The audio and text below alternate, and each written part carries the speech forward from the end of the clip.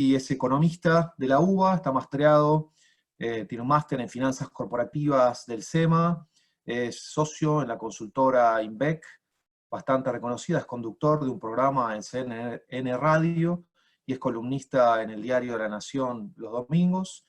Bueno, y tenemos el placer de recibirlo para que nos cuente un poco cómo ve el panorama de la Argentina, que venimos después de dos años de recesión fuerte, pero muchos años de recesión, y bueno, y con este cisne negro del coronavirus el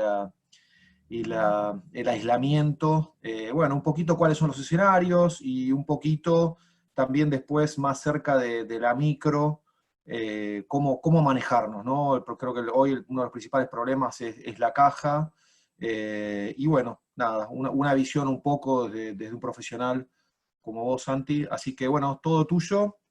Voy a dejar de compartir aquí. Ya estás desmuteado o desmuteate, y cuando quieras compartir pantalla, es toda tuya. Listo. Bueno, ahí estamos. ¿Se ve bien? Se ve perfecto. Bueno, primero muchas gracias Ezequiel, muchas gracias María Soledad también por la invitación y la confianza de venir a poder a contar un poquito, bueno, además de quiénes somos nosotros como consultora, qué es lo que estamos viendo, ¿no? Que obviamente es la gran incertidumbre. Me parece que algo que mencionaba Ezequiel, que también está muy bueno, es poder un poco al final de la charla, no solamente, digamos, escuchar lo que yo tengo para decir, sino que obviamente yo aprendo mucho de lo que les va pasando, de lo que ustedes están viendo en el día a día, y que obviamente son los que tienen que tomar decisiones bajo todo este contexto. Así que el ida y vuelta me parece incluso mucho más rico de lo que puede llegar a ser la charla en sí. Pero bueno, para arrancar un poco vamos a hacer un paneo de lo que es la actividad global, lo que está pasando a nivel mundial, cuál es el impacto que está teniendo local, la respuesta que se está dando desde el gobierno para esto, y después un escenario más de carácter más microeconómico, que como decía Ezequiel, ver un poco, cuidar la caja, entre tantas cosas, ¿no? Este tema de cobranzas, la rotura de la cadena de pagos, cómo influye en negocios y la perspectiva que hay para adelante, ¿no? También, sobre todo, sabemos que estamos entrando, por lo menos los que están en AMBA, en una fase similar a la fase 1, con lo cual la complicación es todavía mayor a lo que se hubiera esperado para este momento hace un tiempo. Pero bueno, para empezar, como les dije, vamos a empezar con un análisis global. La pandemia ya lleva 10,2 millones de infectados, 502.000 muertes a lo largo del mundo, incluso creo que fue un dato del día de ayer, así que incluso esto puede ser superior ahora, pero más o menos estamos en esos niveles. Una economía global que empieza a mostrar un signo de dónde está el piso aproximadamente. Abril fue un mes pésimo para todas las economías, marzo incluso lo había sido para las economías europeas ya. Abril termina siendo un mes muy malo a nivel global, con los datos incluso que nosotros conocimos en el día de ayer. Bueno, los países en general tienden a tener datos antes, ¿no? Argentina es como que siempre tiene datos, casi en julio estamos viendo los datos de abril, pero bueno, efectivamente ha sido un mes muy malo. La gran diferencia que está teniendo Argentina con todo esto es que nosotros no está claro cómo volvemos, cómo retornamos a la actividad, ¿no? Y ahora lo vamos a ver en algunos gráficos. Pero efectivamente se empieza a ver cierto piso y la gran incógnita es cómo va a ser esa recuperación a partir de ahora, cuál va a ser la forma de esa recuperación de la economía, porque en algún momento todo se recupera, ¿no? El tema es ver de qué manera lo hace y qué interrogantes tenemos en adelante. Bueno, la gran incógnita, que no es solamente nuestra, sino también del Fondo Monetario Internacional, del Banco Mundial, que viene cambiando los pronósticos en el último tiempo. De hecho, no es lo mismo si uno ve el World Economic Outlook de abril, de lo que se esperaba en mayo, de lo que se espera en junio. Digo, todo el tiempo la caída se está pronunciando un poco más. Y después el riesgo de rebrote o extensión de la recesión, que lo estamos viendo en Estados Unidos, por ejemplo, algunos estados se están volviendo a guardar. Habían empezado a liberarse, se volvieron a guardar, en Uruguay dieron señales de lo mismo, en Chile pasó algo similar, liberaron y después se guardaron, con lo cual Argentina no es el único país que toma este tipo de medidas. Sí, lo que podemos ver es que en términos de lo restrictiva que es la cuarentena argentina, es una de las más restrictivas a nivel de movilidad. Vimos una movilidad muy, muy baja, y ahora la fase 1 cae sobre AMBA, que es el 40% de la economía, si uno mide en términos de lo que aporta el Producto Bruto Interno. Entonces, estamos hablando si bien estamos hablando de una región sola, Estamos hablando de la más importante, digamos, en términos de aporte al Producto Bruto. Bueno, ¿qué está pasando en el mundo? Como les decía, China, por ejemplo, ya metió 2 meses de recuperación en la producción industrial. Nunca en la historia de China había pasado una baja tan pronunciada como la que vimos, cerca del 15% en 2 meses consecutivos. Obviamente ahí empezó todo, con lo cual fue ni bien empezó el 2020, que ellos tuvieron el golpe, cuando nosotros recién empezamos a ver un impacto muy fuerte a fines de marzo, abril. En Japón, el flujo de turistas, que es, digamos, una gran parte que explica la economía, está en 99% abajo, en abril y mayo no hubo turismo. Alemania, la confianza de los empresarios empezó a recuperarse durante el mes de mayo. El indicador de la zona euro sobre actividad económica en el sector de servicios también empezó a crecer en forma de recuperación de B corta, algo que es la gran incógnita de cómo va a recuperarse todo, si forma de U, forma de W, forma de pipa Nike, como dicen algunos, o la B corta, que sería el escenario, el mejor escenario, que sería una caída muy abrupta, pero que nuevamente ya estás en niveles de tu PBI potencial.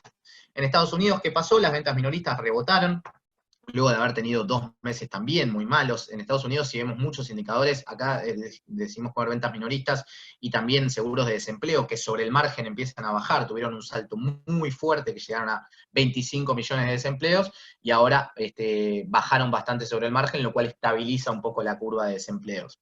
Pero en Estados Unidos, si bien tenés un aumento muy fuerte del desempleo muy rápido, que en Argentina no lo tenés, la recuperación del empleo también tiende a ser más acelerada que lo que vemos en Argentina. Entonces, si bien acá hay como algún parate, un freno, sobre todo por distintas cláusulas de no se puede despedir gente, lo que fuere, hay una entrada muy difícil también al empleo. Entonces Argentina quizás no rompe tan rápido esa barrera del desempleo, pero sí volver a la actividad económica y a generar esos puestos de trabajo cuesta más de lo que podría llegar en otro país con mayor flexibilidad laboral. O sea, tiene sus pros y sus contras, pero en el caso de la recuperación, Argentina tiene más problemas para volver a reinsertar a esa gente en el mercado laboral. Pero muchos indicadores de Estados Unidos, en este caso no lo trajimos, pero el indicador, por ejemplo, de producción industrial, tuvo el mismo, casi al mismo nivel de caída de lo que pasó en 1930, en época de la peor crisis que había tenido la historia mundial, con lo cual estamos, para darle contexto global, es una crisis enorme, es una crisis sin precedentes y que ha puesto en jaque no al sistema financiero como ha sido en otras oportunidades, como la crisis de 2008, sino ha sido una crisis estrictamente de oferta. Entonces se ha frenado completamente la economía. Y la gran incógnita, que algunos dirán, el dato de ayer fue terrible de abril, bueno, pero ya lo sabíamos. El tema es ver cuál es la vuelta a la recuperación de todo esto. La volatilidad, obviamente, esto tiene impacto en los mercados financieros. Fíjense que si bien es una economía, es una crisis, como les decía, que tiene principal incidencia en lo que es la oferta económica, estamos viendo volatilidad como en el año 2008. Entonces los mercados financieros de a poquito están empezando a salir de esa volatilidad. Vemos que sobre el margen repunta un poco también. Esto es todo el escenario, por supuesto, de que no se sabe qué va a pasar. La volatilidad en los mercados financieros sigue, pero lo que estamos viendo a grandes rasgos es que básicamente se está inyectando mucho dinero en la economía mundial. La Fed está haciendo programas muy agresivos, por ejemplo, y la Unión Europea está haciendo lo propio, de inyectar plata comprando bonos para sostener el mercado financiero, y las tasas se están yendo a términos de 0%, lo cual es en algún punto positivo para la Argentina y la renegociación de deuda que tienen por delante, de saber que negocia en un contexto en el cual las tasas de interés se van a quedar en cero por lo menos hasta el año 2022, es lo que mencionaba, lo que traían desde la Fed, ¿no? Que es el Banco Central de los Estados Unidos. Entonces, hay un proyecto de mucha liquidez, de ingresar mucho dinero, de imprimir muchos billetes por parte de las entidades más importantes del mundo, que te va a permitir que el crédito quede un poco más barato y obviamente mitigar el impacto que podría llegar a tener esto. En Estados Unidos directamente lo que hicieron fue dar plata a los que se habían quedado desempleados, pero obviamente porque puede hacerlo, ¿no? A diferencia de nuestra, que estamos quebrados. Y nadie quiere pesos, ¿no? Lo cual es una diferencia importante.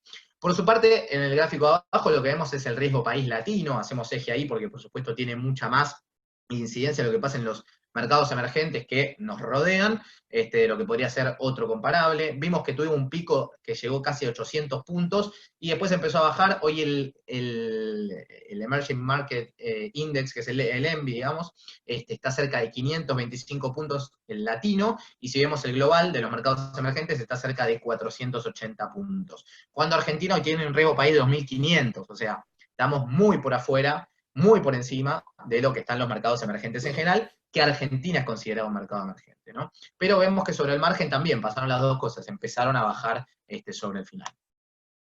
Acá lo que vemos es la movilidad, ¿no? Entonces, como les digo, si bien la caída fue pronunciada, sabíamos que iba a suceder esto, lo que vemos es la recuperación. Fíjense que todos en marzo empezaron a cerrar, hicieron un lockdown, así fue como lo llamaron el Fondo Monetario Internacional, dijo, vamos a cerrar completamente las economías, fue lo que sucedió, pero la gran pregunta es cómo se recuperan a partir de esto. Y como vemos la línea de abajo, yo no sé si, a ver, si, ahí se ve el cursor, lo que vemos es que la línea de abajo, que es Argentina, bueno, está todavía con una movilidad muy, muy estricta, o sea, todavía no recuperó los niveles de movilidad, mientras que en el resto de países, por ejemplo, Alemania, Japón, Estados Unidos y España, ya empiezan a tomar una dinámica muy similar a la que tenían antes de la pandemia.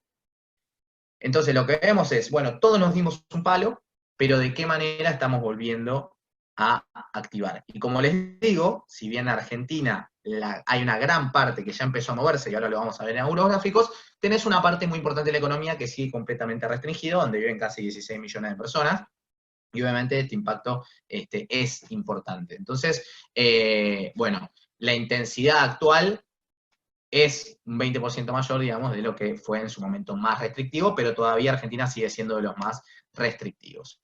¿Qué es lo que plantea el Fondo Monetario Internacional en general? Bueno, que las economías avanzadas van a caer más, incluso de lo que van a caer las economías emergentes, cuando en general hay una tendencia que es al revés, pero las economías avanzadas, a raíz de que ahí empezó todo, sobre todo de que han hecho un lockdown muy fuerte, bueno, van a caer cerca de 8%, y en el año que viene van a recuperar 4,8%.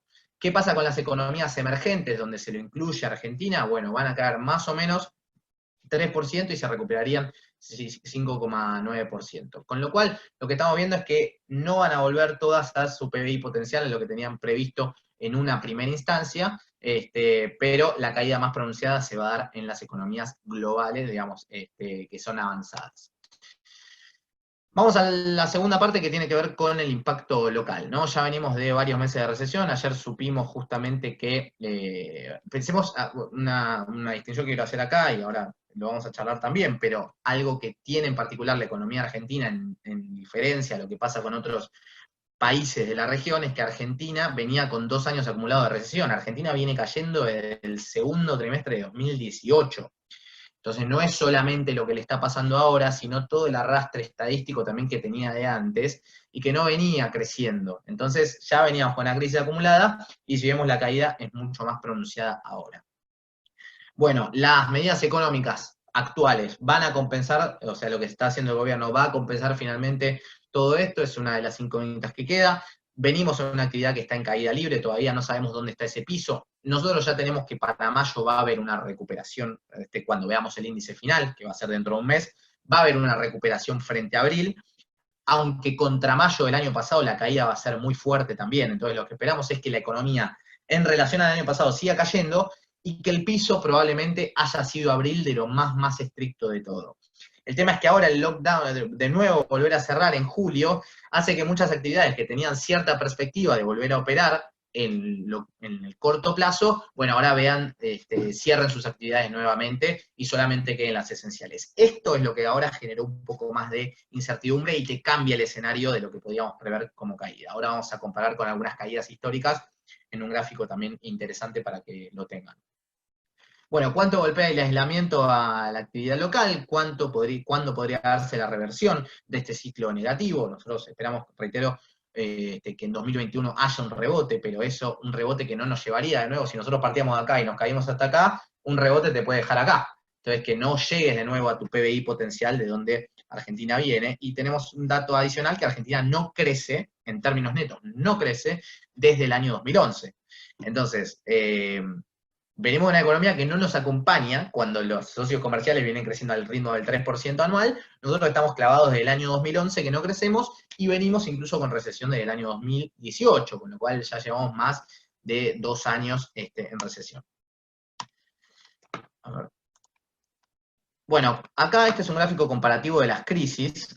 Acá lo que se puede ver básicamente es cuánto se ha caído desde las crisis del 80 hasta el momento actual. Y lo que vemos en la crisis del coronavirus está siendo la más pronunciada de todas. La caída punta a punta desde 2018, que empezó la recesión, hasta el momento es de 25,4%, cuando en la convertibilidad punta a punta el máximo fue 20. O sea, ¿estamos en la peor caída de la historia de la economía argentina? Sí.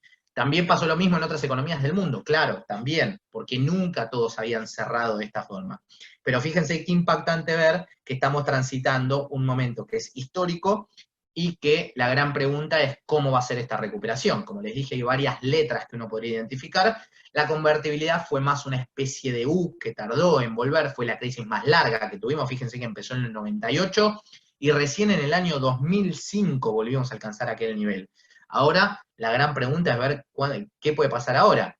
Si pensáramos en aquello mismo, desde el 18 estaríamos pensando directamente que en 2025 volveríamos al mismo nivel de actividad que teníamos antes. Bueno, eso ojalá que no suceda, digamos, hay bastantes intuiciones para que eso no suceda, porque justamente acá no deberías quedar con todos los índices que quedaste del año 2001, sobre todo porque tuviste una crisis financiera que te mató, te dejó fuera de los mercados internacionales, ahora hay que ver cómo se resuelve el tema de la deuda, pero hay varias cosas que podían hacernos evitar una situación de que la recuperación sea tan larga como en aquel momento. Fíjense, la subprime, por ejemplo, duró un año, fue muy brusca, pero rápidamente salimos. 2012 lo mismo, 2014 lo mismo. Son caídas que son algo bruscas, pero que no tardan tanto tiempo. La clave acá es pensar de qué manera y cómo está ayudando el gobierno para que la actividad para la caída de la actividad no se prolongue durante tanto tiempo. Bueno, como les digo, lo que estamos viendo en este momento es la caída que hemos tenido punta a punta y la gran pregunta es la recuperación. Nosotros estamos viendo algo así como una pipa Nike que, reitero, no llega al PBI potencial que nosotros hubiéramos esperado que en otro momento alcanzara, ¿no? Lo que tuvimos en el año 2011, como les dije, está estancado. Va y viene, sube un año, en los años electorales crecemos, en los años no electorales caemos, en los años electorales crecemos, en los no electorales caemos, casualidad o inyección de gasto público en momentos donde hay que hacerlo, por supuesto, empuja la economía. Pero hemos tenido una contracción del 5,4% al primer trimestre, un resultado ya con los datos puestos, digamos, enero, febrero, marzo, y ahora lo que nos queda ver básicamente es qué va a pasar en este segundo trimestre que estamos cerrando justamente en el día de hoy. Estamos empezando ahora, ya cumplimos medio año, impresionante, pero casi guardados, pero cumplimos medio año efectivamente. La caída del segundo trimestre lo que estamos viendo es que va a ser la más dura, va a ser cerca de 20% aproximadamente.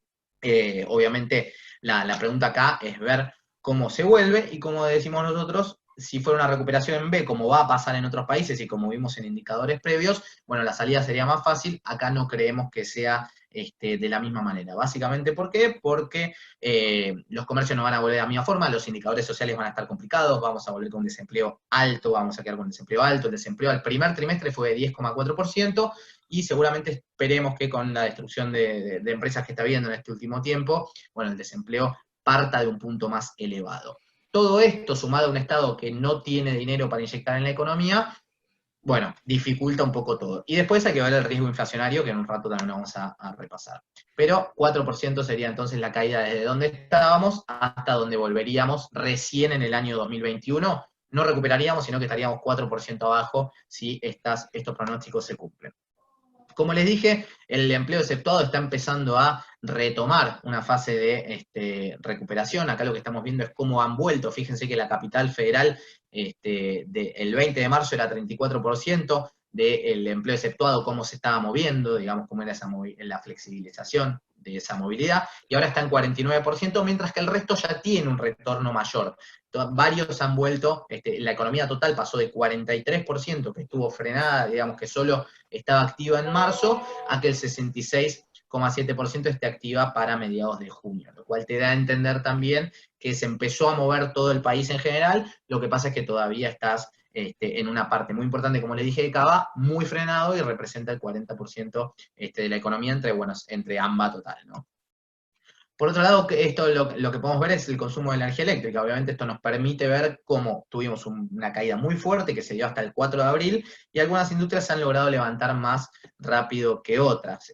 Obviamente a medida que les empezaron a dar permisos para operar o que los consiguieron esos permisos para operar, empezaron a demandar más energía, pero la caída de cabeza de la energía fue enorme, digo, históricamente bajo la cantidad de energía que se consumió durante los primeros días de la cuarentena, dando a entender también que la actividad había quedado completamente frenada. Por eso fuimos de una cuarentena muy, muy, muy restrictiva en una primera instancia, y a poco se empezaron a mover. Ahora la gran pregunta es, bueno, de acá en adelante, con lo que va a pasar a partir del día de mañana, ¿vuelve a toda esa instancia? Bueno, eso no va a pasar porque esto estábamos hablando del total país, y ahora estamos hablando de una fase 1 en AMBA. Pero no todos están volviendo de la misma velocidad ni de la misma manera, básicamente porque hay muchos lugares que están actuando como islas, ¿no? O sea, la sociedad no está interconectada por todos lados, hay muchas barreras entre provincia y provincia, incluso entre ciudades y ciudades, que no dejan pasar de un lugar a otro. Entonces, la conectividad no está andando como uno podría prever en un caso que no fuera de pandemia, ¿no? En donde un camión llega donde tiene que llegar, los distintos transportes llegan, se pueden hacer operaciones libremente entre todo el país. Bueno, esto estaba completamente frenado, y sobre todo sabiendo que el Cava termina siendo un centro logístico importante para gran parte de la producción nacional. De algún lado que no hay una interconexión entre una ciudad y otra, bueno, por ejemplo, no sé, el turismo directamente muchas veces se tiene que pasar por Cava para ir a otro lado. Entonces la restricción acá genera un freno sobre el resto de la economía también, que digamos como una externalidad negativa. Bueno, ¿qué es lo que estamos viendo? Algunos indicadores así de corto plazo. Por el lado, ahora lo vamos a ver por el lado de la demanda y después por el lado de la oferta, obviamente, de los sectores. Bueno, lo que vemos es que el consumo se cayó muchísimo, también, acá tenemos indicadores de CAME, que obviamente también hay gente acá de la CAME, supermercados, shoppings, todos vimos una caída enorme en el último tiempo, shopping sobre todo la más golpeada, supermercados sí a una evolución, un ritmo positivo, incluso el último dato fue positivo, es de hace 2 meses, pero fue positivo, levemente, pero es lo único que ha concretado hoy ese término de demanda y oferta, porque la gente puede seguir consumiendo.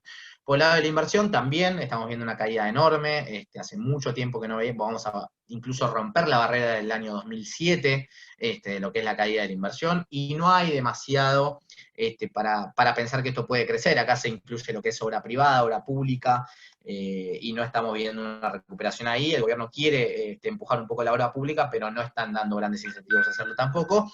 Y por el lado del sector privado, la inversión no está empujando, sobre todo en un contexto de bastante incertidumbre, con cepo cambiario, con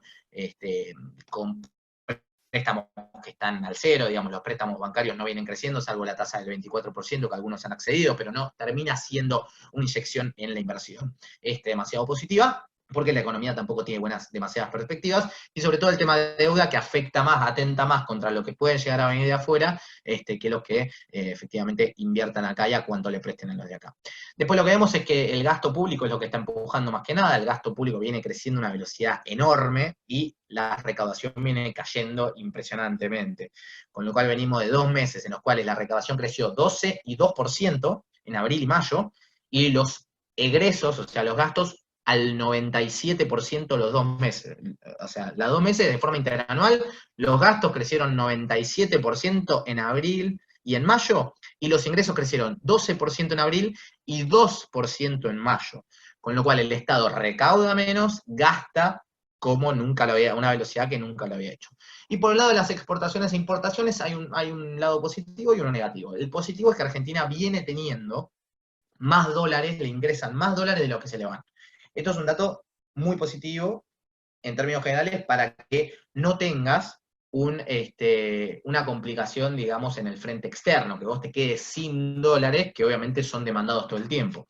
Para poner un poco de contexto, ¿por dónde se demandan dólares? Obviamente para importaciones. Hoy las importaciones están caídas por un tema de actividad económica, por lo que está pasando en el mundo, y obviamente por lo local, caído completamente, porque no lo puedes vender, porque no puedes operar, porque incluso tuviste una baja en tu facturación y no puedes importar lo mismo, porque el tipo de cambio ya a veces no te dan, al 75 que te deberían dar, o al 70 dólares, 70 pesos por dólar para importar, con lo cual hay varias restricciones que se empiezan a notar que no deberían existir en un contexto normal. Después, por otro lado, el turismo. Hoy no te está empujando el turismo, pero efectivamente es uno de los lugares por los cuales empiezan a demandarte dólares, la sociedad te demanda muchos dólares. Y por otro lado, el atesoramiento.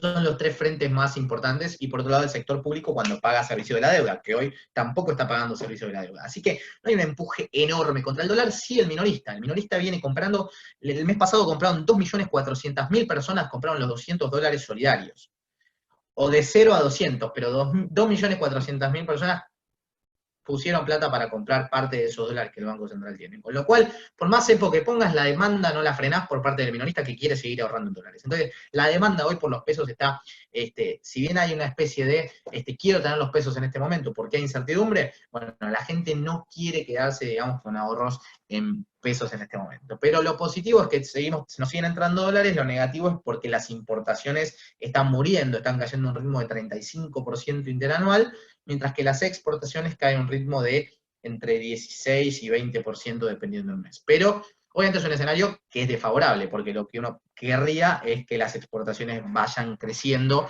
por encima de lo que hacen las importaciones, pero obviamente se complementan. Por el lado de la recaudación y la actividad económica, lo que vemos en primer lugar es que la recaudación nos da un indicador de cómo es la actividad económica. Sabemos que en el mes de mayo también va a venir muy golpeada, como les decíamos, pero seguramente tenga un rebote contra el mes de abril. Por el lado de la actividad industrial, hemos vuelto a niveles del año 2002, también muy complicado. Ahora nos va a ser un fiel indicador de cómo reactive ahora durante el mes de mayo. Ya Fiel no dio un resultado demasiado positivo como uno hubiera esperado en la producción industrial, pero lo que se espera es que para junio el resultado de la producción industrial sí sea mejor. El rebote de cheques, que había sido muy abrupto durante el mes de abril, pero esto tiene que ver también con el clearing y cómo los bancos estuvieron cerrados y nadie pudo reponerlos y demás. El salto fue de más de 500%, casi 600%, a 38.900 millones de pesos que fueron en cheques rechazados.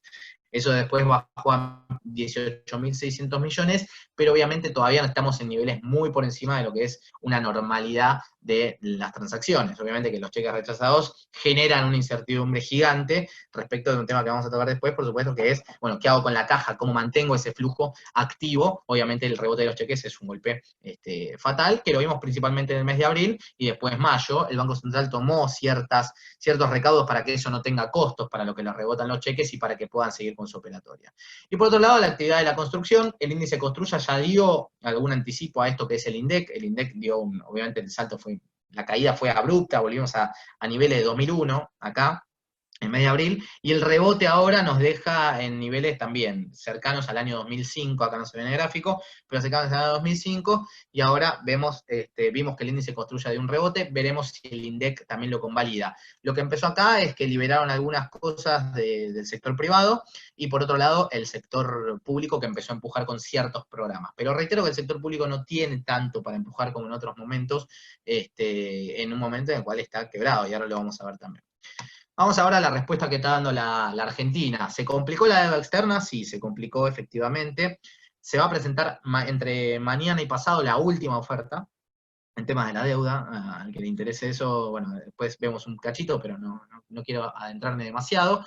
Pero sí, efectivamente, se enchastró por temas más judiciales que lo estrictamente financiero. Obviamente el frenar con la actividad económica de nuevo va a generar de nuevo una baja en los ingresos que uno podría esperar que estuvieran creciendo, y todo se está financiando con emisión monetaria. Por ahora, contenida, todavía no estamos viendo impacto en la inflación, que yo creo que lo vamos a ver recién para fin de año o año próximo, así que creo que va a ser un año que de alguna manera u otra van a poder contener esto, si el tema de deuda sale bien y demás, sobre todo, que va a ser un punto importante. Bueno, ¿qué viene pasando en términos fiscales? En el gráfico de la izquierda, lo que vemos es cómo fue en otros años la dinámica fiscal. Ven, están de enero a diciembre cómo fuimos teniendo déficit. En el de arriba, en la línea de arriba, lo que vemos ahí, básicamente, es que tuvimos superávit hasta el último periodo de diciembre en el año 2019.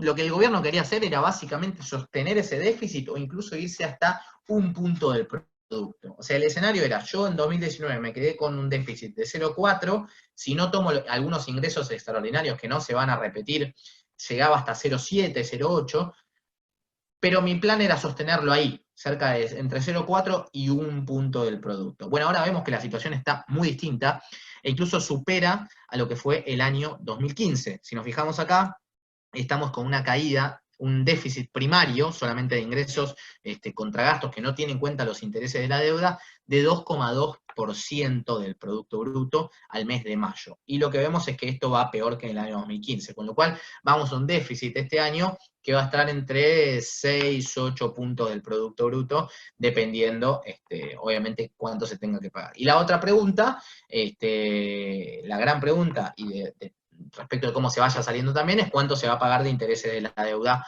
local, que hasta el momento se están pudiendo renovar bastante y el gobierno tiene una especie de aire por ahí porque está pudiendo refinanciar la deuda local, que podríamos haber pensado que se le iba a dificultar más. Por el otro lado, la coparticipación de las provincias, porque el otro tema es, bueno, si la nación recauda menos, a las provincias ¿cuánto le lleva? Y lo que estamos viendo es que hay una caída en términos reales que cada vez se va acentuando un poco más. En febrero había recuperado una parte, pero seguía perdiendo contra febrero del año pasado en términos reales, y ahora está cayendo a un ritmo del 25,2%. Lo que sí está creciendo no es las transferencias automáticas, digamos, por coparticipación, que eso es una fórmula, lo que le entra a la nación se coparticipa, sino las transferencias discrecionales. Entonces yo le mando a tal provincia, le mando tanta cantidad de plata, a tal otra le mando esto, dependiendo de las necesidades que haya, que se hace a través de giro de la nación. Eso viene creciendo 137% en términos reales, o sea, sin tener en cuenta la inflación, si no esto sería más todavía. Y esos son más o menos 150.000 millones de pesos que se han otorgado. ¿Cuál es la principal benefactora de esto? La provincia de Buenos Aires, que es la que más viene recibiendo plata, más del 50% lo recibió de transferencias discrecionales la provincia de Buenos Aires. Pero obviamente es un derrame que a medida que la nación recauda menos, las provincias recaudan menos y los municipios recaudan menos. Entonces es una complicación grande lo que estamos viendo en el frente fiscal. ¿Cómo lo están financiando? Con emisión de dinero. Son gráficos horribles, discúlpenme, les pido perdón de antemano, pero necesarios para explicar un poco. Si se fijan, el gráfico de la izquierda lo que muestra es cuánto está el Banco Central imprimiendo para dárselo al Tesoro y que el Tesoro haga los gastos que tenga que hacer, empleados públicos, asignaciones sociales, ATP, transferencias a las provincias, todo surge de los gastos que tiene el Estado. Bueno, gran parte está siendo financiada con la emisión del Banco Central. ¿Por qué? Porque las maneras de financiar esto son a través de deuda o a través de emisión monetaria, la forma de financiar un déficit, ¿no? Y hasta el momento lo que estamos viendo es que el gobierno está incurriendo en un déficit cada vez mayor. Algunas soluciones que se quieren dar es ir por el lado de los ingresos, de aumentar ciertos impuestos y demás para que no todo salga de acá. Pero si vemos en términos de lo que se ha acumulado en los últimos 12 meses respecto al Producto Bruto, estamos en niveles cercanos al 6% del producto, cosa que no se había visto nunca en la historia. Entonces, la monetización del déficit, como le llamamos los economistas, viene a un ritmo muy acelerado. Pero vos me dirás, bueno, y esto entonces, venimos con una inflación de 1,5%, no tiene nada que ver entonces la emisión con la inflación. Bueno, del otro lado lo que te muestro es que la velocidad con la que circula esa plata hoy está prácticamente en niveles negativos, o sea, está en niveles que nunca habíamos visto tampoco. Entonces lo que decimos es, si bien se está emitiendo mucho, la actividad económica tan restringida no permite que se convalide, digamos, esa circulación de dinero que habría en otro momento. Entonces, no estamos viendo una velocidad y una actividad que nosotros podamos tener, y está pasando algo que se llama, un fenómeno que se llama preferencia por la liquidez. Entonces, mucha gente que está cobrando ese dinero que no está ejecutándolo como lo haría en un momento de una economía funcionando normalmente. Porque no sé qué ahorros voy a tener, porque no sé qué gastos voy a tener, porque no sé qué me va a pasar con mi trabajo, porque no sé si le voy a poder pagar a tal proveedor, porque después el otro cuánto le voy a cobrar. Entonces hay una preferencia hoy por tener, como decía Ezequiel al comienzo de la charla, caja. Entonces ese freno que estamos autoimponiéndonos está haciendo que el impacto hoy no sea tan fuerte. Y por otro lado, estamos viendo tarifas pisadas, que obviamente es como un resorte, cuanto más lo pise, más rebota después, pero tarifas pisadas. Estamos viendo salarios que están yendo incluso a la negativa, porque están cerrando algunos gremios con pactos salariales para abajo, entonces esto también lleva a que no haya un empuje por ese lado, y el tipo de cambio que venía creciendo mucho, ahora empezó a tener un relax también a partir de distintas medidas que ha tomado el Banco Central, que reitero son provisorias, no es lo más, no es lo que uno preferiría, ¿no?, que suceda. Ahora, la gran cantidad de plata que se ha emitido está hoy en poder del público, en poder de la gente, y el 32% hoy se encuentra en el Banco Central como encaje bancario, ¿no? Entonces hay una parte que la está teniendo el Banco Central en su cuenta corriente y una gran masa de dinero que hoy lo están teniendo las personas. Avanzo porque estoy yendo un poquito lento, me parece. Ezequiel, vos cualquier cosa me vas corrigiendo. Lo que vemos acá es que tenemos 10 millones de tipo de cambio, por supuesto, pero tenemos el 70, que es el mayorista, con el cual se debería poder importar por lo menos, un tipo de cambio con toda liquidación que es 51% por encima del tipo de cambio oficial en este momento. Y después el blue, que es el que está cerca de 130 pesos. Y por el otro lado el soja, digamos, por cuando exportamos, que está cerca de 47 pesos. Esta ha sido la dinámica. Y lo que vemos en el último tiempo es que el Banco Central ha podido comprar algo más de reservas. De hecho, compró 637 millones de dólares en solamente junio, lo cual es positivo también para mejorar el patrimonio del Banco Central, que eventualmente los va a vender. Pero por lo menos tener algo más de dólares cuando veníamos de una economía que no tenía dólares es importante. Por el otro lado, vemos un tipo de cambio, en el gráfico de la derecha, lo que vemos es la competitividad que tiene el tipo de cambio.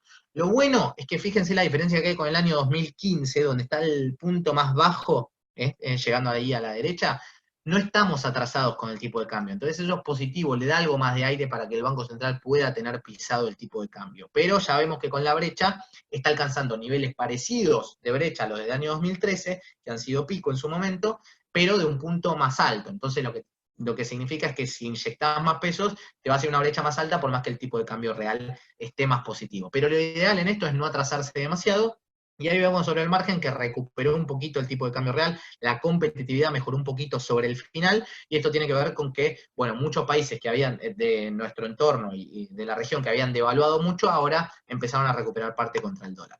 Por otro lado, bueno, este es un gráfico bastante técnico, pero también estamos viendo que el Banco Central vuelve a vender dólar futuro, o sea, está conteniendo el dólar por dólar futuro, y las reservas que perdió margen en el último tiempo están cerca de 6.000 millones de dólares, y 3.000 las que son líquidas, ¿no? Entonces, la verdad que no le quedan demasiadas municiones al Banco Central hoy para contener ese tipo de cambio. Como les decía, la inflación, los escenarios son divergentes. Hoy tenemos un escenario que podemos ir a una inflación de 66%, según nuestras estimaciones, o una inflación que se mantenga cerca del 44%, parecido al del consenso de este año. Con lo cual, ¿por qué es un margen abierto? Bueno, porque lo que te va a determinar que el tipo de cambio te influya en la inflación es cuando el Banco Central diga, bueno, o restringo todas las importaciones por el tipo de cambio oficial, o hago una devaluación del tipo de cambio oficial. Con lo cual, hasta que eso no suceda, es improbable ver un salto enorme de la inflación. Seguramente veamos que la inflación va a seguir. Pensemos que nosotros tuvimos 1,5 de inflación, pero el resto de los países tuvo deflación en este mes, en el mes de mayo. Entonces, no es para saltar en una pata. El tema es que lo estamos conteniendo. Ahora, si convalidan la devaluación, el aumento de precios puede llegar incluso a ser peor que el del año pasado. Pero si no, todo esto va a quedar para el 2021. Por algún lado, la monetización del déficit va a decantar. Entonces, o el Banco Central acumula muchos pasivos para sacar plata de circulación, o convalida una devaluación finalmente. Y por otro lado, las tasas de interés. Nosotros creemos que estamos en piso. Nos parece una buena noticia que el Banco Central no haya bajado más la tasa de interés cuando vio buenos datos positivos de inflación, porque sabemos que hay que, por un lado, fomentar el ahorro, porque viene bastante complicado. Si bajas más la tasa, más se van a ir al dólar y más presión le va a poner. Y por otro lado, porque saben que no ha sido un resultado muy favorable y demasiado predictivo, dado que la actividad económica está frenada. Bueno, y por otro lado, el tema de la deuda. Lo que vemos acá son gráficos también un poco feos, pero lo que vemos es que la línea verde, que pueden ver, primero, la línea punteada es lo que debería pagar hoy la Argentina. Fíjense que tenemos vencimientos por más de 8.000 millones de dólares en 2 años seguidos, con lo cual, impagable para la Argentina. Les dije que las reservas netas son cerca de 6.000 millones. Bueno, 8.000 millones sería lo que hay que pagar en 2 años consecutivos, es inviable. Con lo cual están haciendo una reestructuración ahora, y la línea verde es la que nos indica. Estamos digamos, la oferta que nos hicieron los acreedores. Y por el otro lado, es como se ha ido moviendo la Argentina. Primero, más restrictivo, después empezó a ceder un poco más, y más o menos se dio 10.000, 12.000 millones de dólares en lo que fue la primera propuesta, con un valor presente bajo, hasta una propuesta hoy que está cercana a 52 dólares, que es lo que vemos ahí. Pero las distancias todavía están lejos. En lo monetario, con un grupo, que es del medio, ya se acordó, pero con el otro grupo todavía no. Y lo que está incidiendo acá son las cláusulas legales. ¿Qué quieren los acreedores? Bueno, que todos los bonos ahora que se han emitido y que deberían cobrar ellos y los que se van a emitir tengan las mismas cláusulas que en el año 2005 les había otorgado. ¿Qué les permite eso? Que ellos puedan, que los fondos buitres puedan aparecer mucho más fácil, que puedan litigar contra la Argentina de una manera mucho más fácil. Los bonos 2016 nos cuidaban a nosotros como argentinos mucho más de lo que podían ser los litigios internacionales. Entonces los de afuera, los acreedores dicen, no quiero esos bonos, quiero volver a los de antes que me permiten litigar en caso de que la Argentina no me pueda pagar eventualmente. Pero hoy estaríamos cerca de una quita, si se convalida esto, de 45%, lo cual sería positivo para la Argentina. Lo negativo es si volvemos a esas cláusulas, ¿no? Que el ministro Guzmán no quiere hacerlo, y reitero, entre mañana y pasado se hará la última oferta de la deuda. Con lo cual, Argentina se ahorra mucho en los primeros 4 años de gestión, debería pagar cerca de 26.000 millones y ahora estaría pagando solo 1.800 millones en caso de concretarse esto, aunque los acreedores están pidiendo que pague más, que ponga cerca de 4.000 millones de dólares. Entonces, cambia un poco, pero igual Argentina se queda con muchísima plata de lo que debería pagar. El tema es que todo esto se posterga para dentro de 8 años. En 2028 vamos a estar discutiendo los mismos temas, a menos que cambie algo dentro de lo que va a ser la administración. Pues ven, ahí, fíjense como en el gráfico, vemos que el salto que ahora se debería dar en estos 2 años, lo empezamos a ver recién en el año 2028-2029. Con lo cual, si no cambiamos nada, para adelante vamos de nuevo a un problema de la deuda que vamos a volver a charlar con ustedes si quieren, cerca de 8 años. Pero efectivamente, el gobierno lo que ha dicho es, bueno, quiero negociar, pero con las cláusulas de ahora, y los acreedores están diciendo, necesito las cláusulas viejas para empezar a negociar, y esto lo pidieron en la última oferta. En las 2 anteriores no habían pedido temas legales, pero ahora medio que se hincharon y dijeron, bueno, ahora quiero cláusulas viejas. Y por último vamos al escenario más microeconómico, no me quiero pasar demasiado y tenemos un poquito de tiempo. Bueno, acá como les digo, la idea es, obviamente el haber empezado la cuarentena temprano fue algo positivo, pero la verdad es que se durmió en muchas cosas. Y ahora la gran pregunta es cómo se sale de todo esto, ¿no? Nosotros tenemos el gobierno está poniendo plata, pero el tema es también, por ejemplo, ayer veíamos los indicadores de actividad económica. Es una economía que en promedio te cayó 26,4% año contra año. Pero la intermediación financiera cayó 3%, y los hoteles y los restaurantes cayeron 86%. Entonces, podés tomar las mismas medidas que tomás con una empresa que dejó de operar o está operando al 50%, 60%, que con una que opera al 15%. Bueno, y esa es la gran pregunta. ¿Cómo hacemos entonces para llevar adelante esto? Nosotros tenemos una manera de ejemplificarlo esto que es como una botella de agua pinchada. ¿Cómo decimos que sucede? Bueno, que efectivamente a nosotros nos están entrando por operaciones, por facturación, por cuentas a cobrar y cobranzas, todo el tiempo una canilla que tenemos abierta y nos va metiendo agua, todo constantemente, pero la botella está pinchada, entonces como nos mete agua, también se nos sale. ¿Por dónde sale? Bueno, por pagar a nuestro personal, por pagar a distintos proveedores para poder, tener nuestro negocio activo, por pagar a los bancos en caso de que tengamos algún préstamo con la entidad, y por otro lado, para pagarle el impuesto a los estados, al Estado de los impuestos, perdón. Y por otro lado, esos proveedores son otras botellas, varias botellas más, que también vuelcan a toda la economía, ¿no? De la misma manera, le pagan a su propio personal, pagan a sus propios proveedores, pagan a sus bancos si tienen alguna deuda, y pagan también impuestos al Estado, y obviamente las personas también pagan al Estado. Ahora, ¿qué pasó? Cuarentena, se corta la cadena de pago, ¿no? Con lo cual la botella, lo que pasa ahora es que el agua empieza a bajar. Entonces el agua empieza a bajar y la situación se empieza a complicar mucho más. Ya no es una botella que esté pinchada y que le entra agua, sino que es una botella que, como se corta la facturación, le queda cada vez menos agua y se le está yendo por los mismos agujeros. Con lo cual, cuando pasa esto, entramos en señal de alarma, ¿no? En algún punto hay que frenar esto. ¿En qué empezamos a recortar? Y esa es la gran pregunta. Nosotros hicimos una encuesta que fue a más de 1.600 empresarios de rubro gastronómico y hotelero. Es privada, si no se las pasaría, pero bueno, creo que tuvo bastante impacto ahí en algunos diarios y demás. Los cuales, lo que más te decían era, impuestos es lo que dejamos de pagar de facto, digamos. Por más que el gobierno no me diga, bueno, deja de pagar impuestos los recorto sí o sí. Cargas también patronales, digamos, también se han cortado. El gobierno trató de hacer algo con el ATP, de que se paguen menos, pero efectivamente lo han cortado de facto.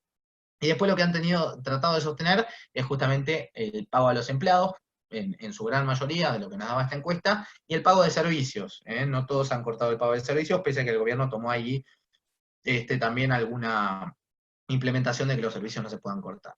Con lo cual vemos que el primer impacto va sobre la FIP, después sobre los bancos, y después obviamente dejas de operar, ¿no? Empezás a dejar de pagar a los proveedores. Ahora, las preguntas acá también, después de echar gente y demás, que acá en Argentina encima no se puede, es cómo resolverlo. Entonces, la primera pregunta es si los accionistas ponen plata, ¿no? Y este me parece que es un punto clave que yo trato de hablar bastante. Ahora, reitero que esta es la parte que quiero que me dé más bola para rebatirme y debatirlo también, que es lo más interesante. Pero me parece, que, por lo menos por lo que yo voy hablando con empresas y demás, al no haber un horizonte, yo no sé si tiene sentido poner plata. Uno podría decir, bueno, Axel que llegó me dice, che, Santi, mirá, tu empresa está complicada, yo lo sé, pero en agosto ya está, se terminó y volvés a la operatoria de antes, no hay dudas. El tema es que no lo sabés. No lo sabés porque nos vienen postergando la cuarentena desde que dijeron que iba a ser hasta mediados de abril, y se viene postergando y ahora tenemos hasta mediados de julio. Y lo que no sabemos es de qué manera vamos a volver. Entonces, lo principal es la incógnita de si seguimos poniendo plata o no. Y acá donde mucha gente ya no puede, y sobre todo que no a todos nos ha llegado igual. Hay muchas empresas que estaban endeudadas, otras que no tenían deuda, otras que venían arriba con un buen balance de 2019, otras que acompañaban la recesión previa. Entonces decían, no, yo vengo igual que la economía, cayéndose 2 años. Entonces, las situaciones del punto de partida son muy diferentes y las decisiones que hay que tomar a un contexto que hay mucha incertidumbre es lo más vertiginoso. Pedir préstamos, bueno, podemos pedir un préstamo, sí, está claro, la tasa subsidiada sirve, pero primero que los bancos tampoco tienen tanto incentivo a darlas, de hecho, si no estaban con el FOGAR, no las daban, o sea, con esa garantía. Y por otro lado, que nosotros decimos, bueno, ¿para qué voy a tomar un crédito? Para solventar qué parte de todo esto. Esto podría ser una decisión de alguien que no tenga cash hoy, que no le quiera poner esa plata, que no quiera desligarse de capital y directamente diga, bueno, esa tasa subsidiada la puedo utilizar. El tema es ver si me conviene efectivamente tomar un crédito, que incluso tengo que pagar interés sobre eso, que no sé cuándo voy a poder volver a repagarlo. Puede ser una estrategia de salvataje, sí, obviamente. El tema es ver si efectivamente sirve o no. Han tomado 300.000 millones de pesos aproximadamente, se han metido en estos créditos. Subsidios para el pago de sueldos, ya obviamente muchos que han ingresado al ATP han utilizado esto, fueron más de 400.000 empresas aproximadamente que han utilizado esto, que lo han pedido por lo menos. Por el lado de los egresos, el diferimiento impositivo, directamente forzado, o sea, dejar de pagar algunas cosas, como les decía, de facto. Diferimiento de pago de préstamos financieros, acá habrá que evaluar cuál es el costo de ello.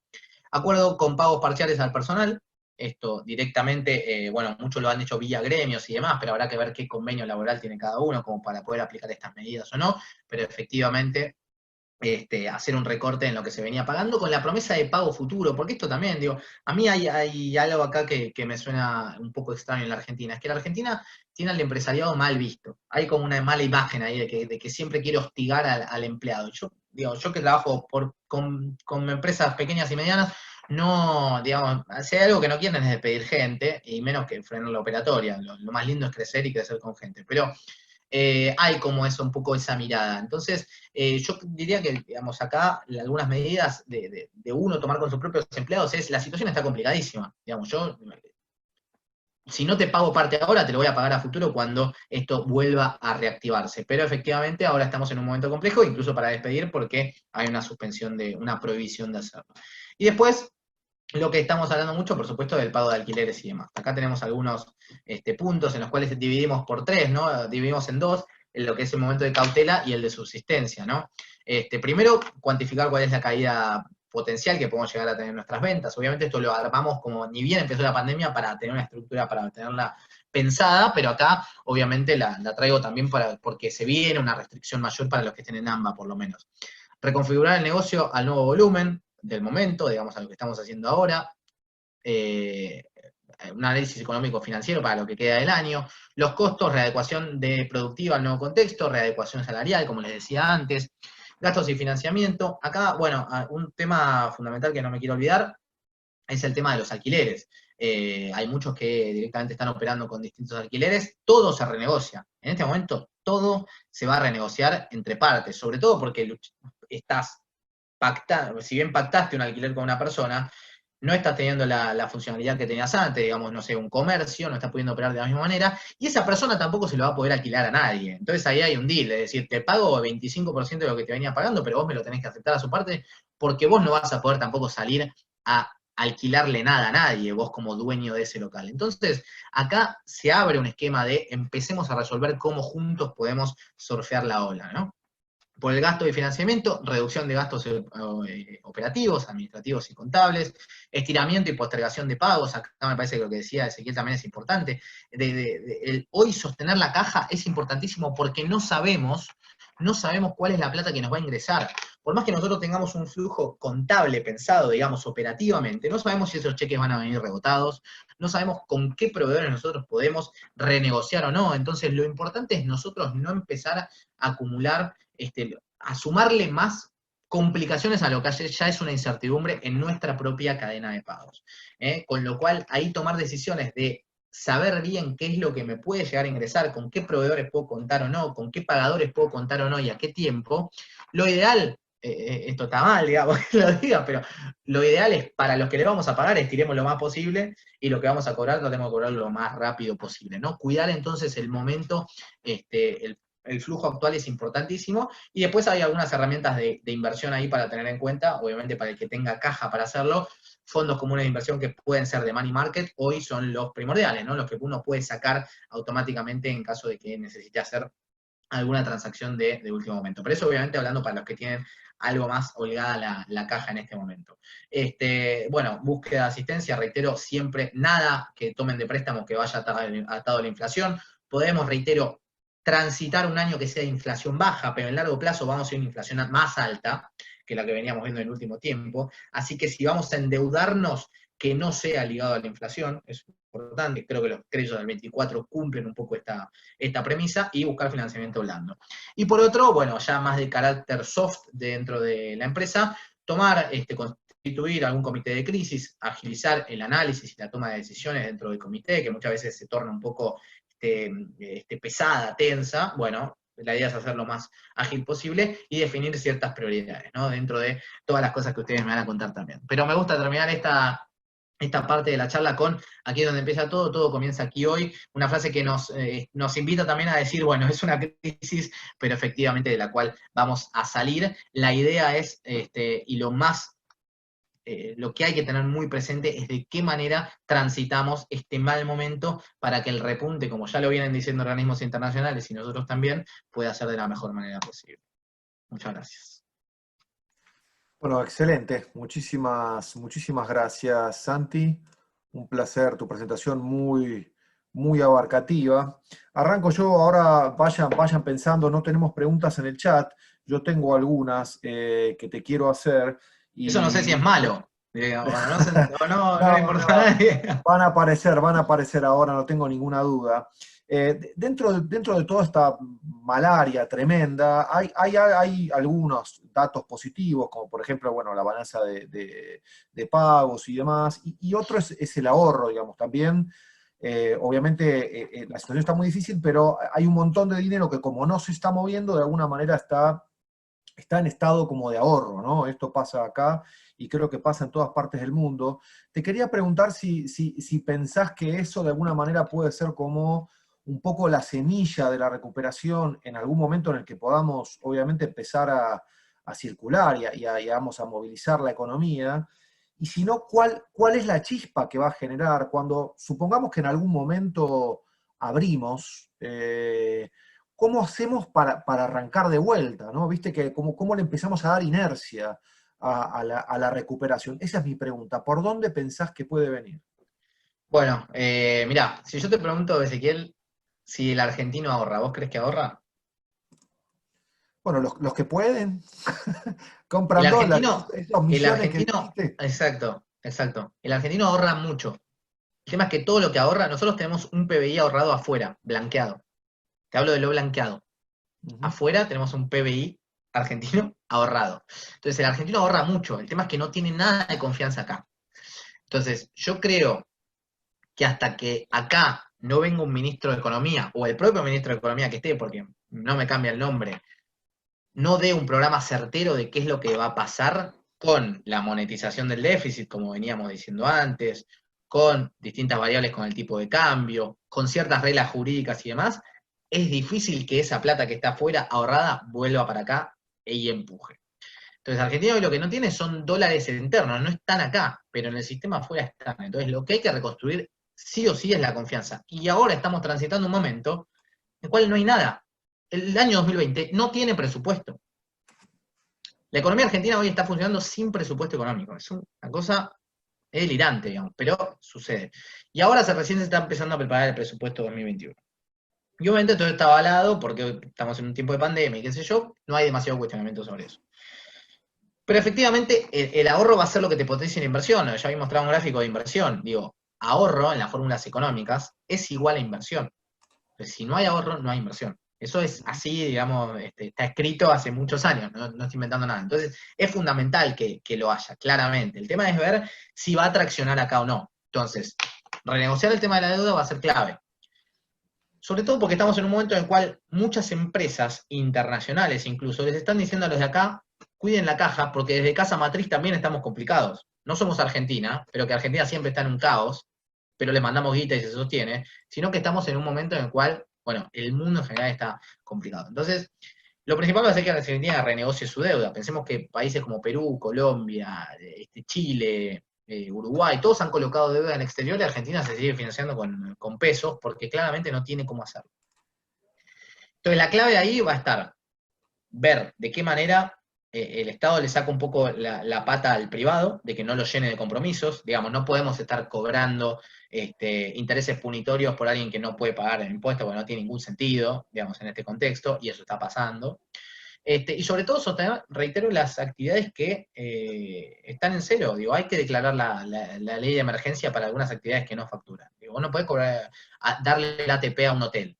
Te lo tira por la cabeza el ATP. Si ya no sabe qué hacer, no sabe cuándo va a volver a la actividad. Entonces, el horizonte ese me parece que es clave y sobre todo dar alguna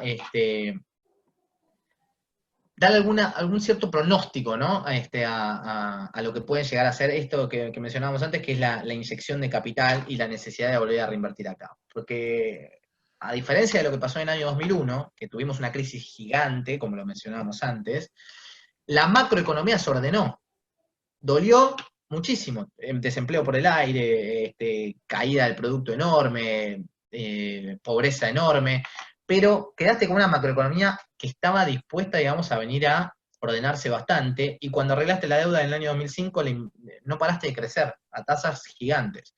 Pero desde ahí después nos estancamos y ahora una crisis así tampoco te lleva a un escenario muy bueno, porque los precios de las commodities no están en esos niveles, porque el dólar no te va a sacar de esto, porque el gasto público está todo indexado a lo que pase con la inflación. Entonces son escenarios muy diferentes, en los cuales si no reconstruís y no das un cierto horizonte de hacia dónde vas, es difícil que toda esa inversión, todo ese ahorro que está afuera, pueda empujar la inversión acá. Ahora, hay sectores que van a seguir traccionando, el agro lo va a hacer, el agro va a seguir traccionando, la obra privada, los costos de la construcción están bajos, con lo cual también tenés algún punto para empezar a traccionar desde ese lado.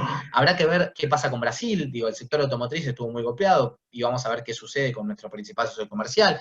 Digo, no es que no hay salida, reitero, todo tiene un fin, pero hay que darle un marco para que haya cierta estabilidad y para que esos sectores que hoy tienen ventajas comparativas sean los que finalmente te terminen empujando. Santi, tenemos algunas preguntitas que surgen en el chat. Una bien típica, que es cómo pensás que van a esterilizar toda la emisión monetaria para que no resulte en una inflación, ¿no? Que es una de las cosas que se dicen es, esta emisión podría generar una inflación mucho más grande hacia adelante. No, la va a generar. ¿Cómo termina? Bueno, mira, lo que está pasando es, crece la cantidad de pesos y la cantidad de dólares creció así, porque creció un poquito porque compraron 600 millones, pero venía cayendo, o sea, venía cayendo la cantidad de dólares y venía creciendo la cantidad de pesos. Entonces estamos acá. La única forma de que esto se balancee es que haya una devaluación y que nuevamente vuelva a un equilibrio. Entonces, O sea que la diferencia entre el tipo de cambio real y el blue o sea, se va a cerrar en algún momento, digamos, a la fuerza. Sí, y no creo que se cierre para abajo. Digamos, no. A ver, ¿qué pasó? En el año 2014, vamos, por ejemplo, que había, era otro tipo de cambio, otro escenario y estábamos más atrasados. Pero en el año 2014, ¿qué pasó? teníamos una brecha del 80-70%, y que si luego dijo, bueno, voy a devaluar 20. Lo que pasó es que devaluó 20 y esta se achicó también. Siguió habiendo brecha, pero la brecha baja a raíz de que se convalida una devaluación con el oficial. Lo que podemos ver ahora es que haya una devaluación del oficial y baje un poco la brecha, pero no va a ser la brecha que te acompaña hasta el oficial. Digamos, no, es raro que pase eso, no debería pasar, sobre todo con la monetización actual. Entonces yo creo que la licuación de esos pasivos del Banco Central va a venir en parte por una recuperación económica, que puede ser, digamos, algo que te demande un poco más de plata, actividad en pesos, transaccional, pero por otro lado va a haber una devaluación que te licúe esa cantidad de pasivos. Eso no hay Está clarísimo. demasiada ciencia, me parece. Te paso otra preguntita. ¿Cuánta chance crees que hay de que se cierre el acuerdo por la deuda y qué pasa si no se arregla? Bueno, a ver. Primero que si no se arregle, ahí está bueno el punto. Chances creo que hay. El tema es ver las cláusulas legales. A mí me parece que hoy el gobierno, en lo monetario, tiene que decir, bueno, pongo más plata, pero se termina este tema, así vuelvo a ingresar, digamos, en el mundo crediticio. Hay dos factores. Primero que Argentina no es que, listo, arregló la deuda, ahora le volvemos a prestar a Argentina porque es buen pagador. Nosotros llevamos 9 defaults en nuestra historia.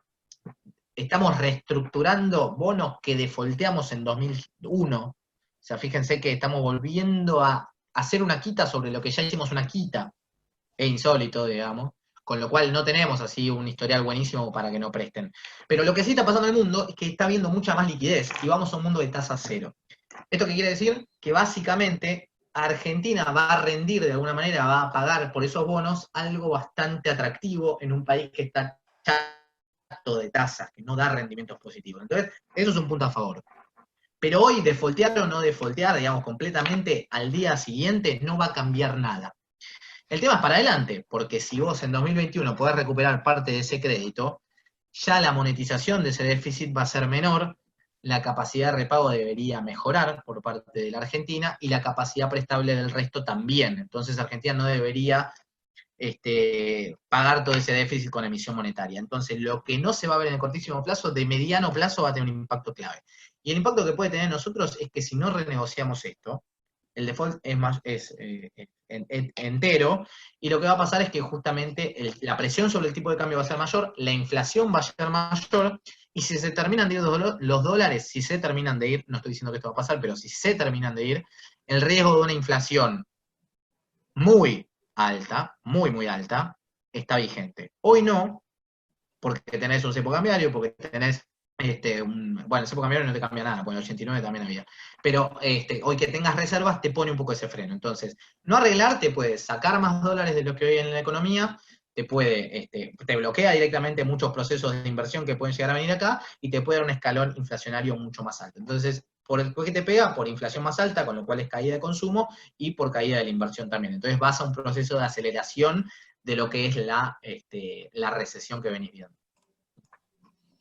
Bueno, acá tengo a alguien que se anima a preguntar en vivo. Jorge Bliman me está pidiendo levantar la mano. Tengo otras preguntas en el chat, pero me gusta que alguien se anime a abrir la boca. Bueno, primero saludarte, Satán, conocí a tu padre y puedes estar muy orgulloso de la persona que era, realmente. Total. Por suerte no me quedé pelado todavía. Un capo total. Bueno, mis preguntas son 5, pero van muy rápido. Para que califiques de 1 a 10, donde 1 es 0 probable y 10 es seguro, en 5 puntos que creo que son cruciales. El primero, ¿cuál es la real voluntad política de reducir el tamaño del Estado? 1 es no hay voluntad, 10 están locos por reducirlo. 1. Coincidimos. Segunda, ¿cuál es la voluntad política de que la justicia funcione realmente en Argentina? 1 es no les interesa ni merda, 10 es están desesperados porque la justicia funcione. 3, 2. Con suerte. La tercera, ¿cuál es la voluntad política de controlar la corrupción pública que nos está desangrando? Ahí tengo un punto. Voluntad política no creo, pero sí creo que hay esto es más un análisis sociológico, pero creo que hay un castigo bastante mayor de los ciudadanos y una llegada a la información mucho más clara de lo que había antes. Entonces, no me parece un punto menor, pese a que la política no tenga demasiadas ganas de hacerlo. Creo que hay un choque de la sociedad, digo, lo vimos con caso Vicentini y demás, que hubo levantada de banderas por algo importante. No sé si me equivoco, pero creo que por ahí puede haber algo positivo. Ok, el límite estaría en la calle y no en la voluntad política. No, claro, exacto, sí, claro. El cuarto, ¿cuál es la voluntad política de flexibilizar el sistema de contratación laboral? Porque te hacen cerrar el negocio, te tiran una limosna y finalmente los negocios se van fundiendo. Uno es muertos por flexibilizar, 10 ni a palos van a flexibilizar nada. No, la verdad es que no lo escuché, no sé, porque no escucho nada que vaya en esa sintonía. Y la última, ¿cuál es la voluntad de reducir la carga fiscal y simplificar el esquema impositivo que nos agobia a las pymes? Algo de eso hay, 5. Bueno, terminaste optimista. Terminé optimista, bien. Gracias por hacer esa última. Muy bien. Por eso la dejé para el final. Algo hay, Bueno, están queriendo trabajar y han consultado gente que conozco para cierta optimización de lo que es hoy el pago de impuestos. Así que tenemos alguna luz de esperanza en que eso sea más práctico, por lo menos. No creo que baje la carga fiscal de una forma enorme, pero sí de que sea más práctico el sistema, esperemos. Muchas gracias. Bueno, siendo ya las 12:40, estamos un poquito excedidos de tiempo. La verdad, Santi, muy generoso de tu parte. Muchas gracias a todos los participantes. Y bueno, nos estaremos viendo.